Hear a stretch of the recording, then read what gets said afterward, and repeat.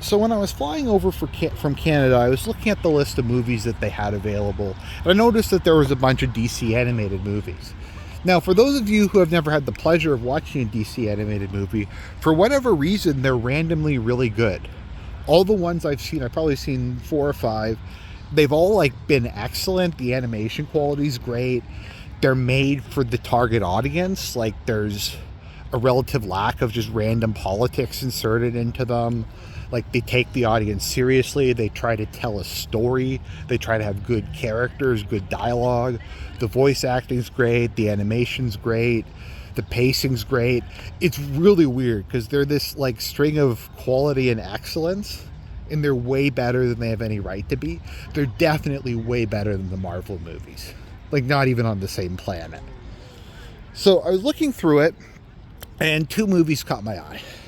There was Justice League versus Ruby, and I was like, okay, there goes that string of quality and excellence. Maybe it would, and yes, that is Ruby, RWBY. Why there's a crossover there, I don't know. Maybe I'll watch it at some point. Maybe it's so bad it's good. So I just was like, you know what, I'm not in the mood for that. But then there was Batman, The Doom That Came to Gotham.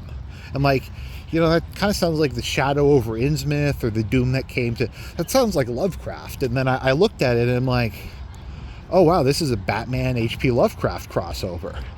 And I'm like, you know what? This could either be really good or really goofy and cheesy and lame.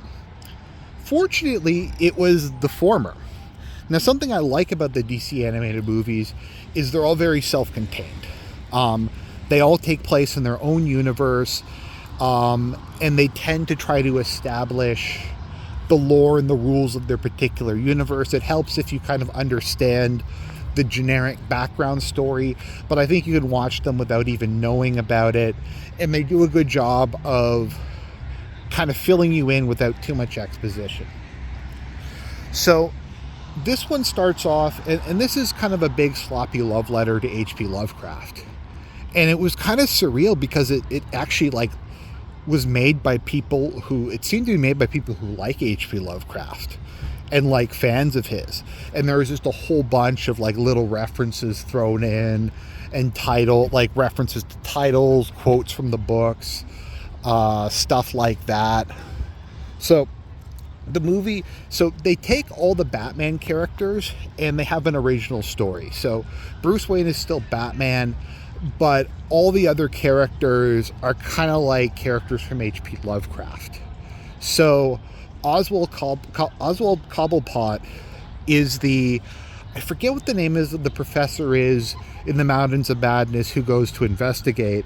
So Oswald Cobblepot has an investigation where he goes to Greenland or something, and they find an ancient cosmic entity that's buried beneath the ice, and Batman's able to bury it, and Dick Grayson's like, but we could have studied it for science, and Batman's like, no, Dick, there's some things that man is not meant to meddle with. And so they decide to return to Gotham. Within the diary of Oswald Cobblepot, they were able to find that there was a doom coming to Gotham, that there was going to be some sort of imminent disaster. And so they get back there, and it turns very much into like a Lovecraft detective story. Bruce is trying to figure out what's going on. And once again, it's like 1920s Prohibition era. They have like the Gotham PD breaking open barrels of liquor and stuff like that. It's pretty cool. But he kind of starts to put the pieces together, and they find out that there is the cult of Ghoul. And they have the Testament of Ghoul, which is basically the Necronomicon, and they're trying to summon, I forget what the name of the god is, but it's a variation of Yog-Sothoth. It's like Soloth or something like that, who's like the ultimate being of knowledge, who's incomprehensible, who if you look at them you go mad. And it turns out that the last remaining member of the cult is Talia Ghul, and she manages to resurrect her father, who is the high priest of Yog-Sothoth, and he's going to bring him into this universe, into our universe, so that he can rule over Earth and destroy the world so it can be reborn. But like I said, they use a lot of Batman characters in inappropriate but different ways. Like Oracle's in it as a medium who can channel spirits from beyond. Harvey Dent is in it running for mayor, and the stuff happens to him with the other side of his face, but in a typically Lovecraftian way. They have a Herbert West cameo from Herbert West Reanimator. Poison Ivy makes an appearance. Just a lot of stuff, and I won't spoil it because once again it is a detective story and it is a mystery and there's a lot of cool twists and turns. But ultimately, it actually kind of gets based, because like Bruce Wayne's best friend in it turns out to be like a Catholic paladin who spent the last like 20 years traveling the world and fighting monsters and powerful animals so that he would be ready when the great old ones came back, so that he would be able to fight them. And he has like a holy sword, and he has arrows with the blood of Saint Sebastian on them and stuff like that. And he has like paladin armor that was pretty badass. And they even looked into the symbology of the bat as being like a creature that can see into the outer realms of existence and stuff like that. I'm trying to be a little bit vague just because, like I said, it is a detective story, but I was very impressed by it. And at the end, I had enjoyed it a lot. It actually is a crossover that makes a lot of sense, because once again, Batman is a detective.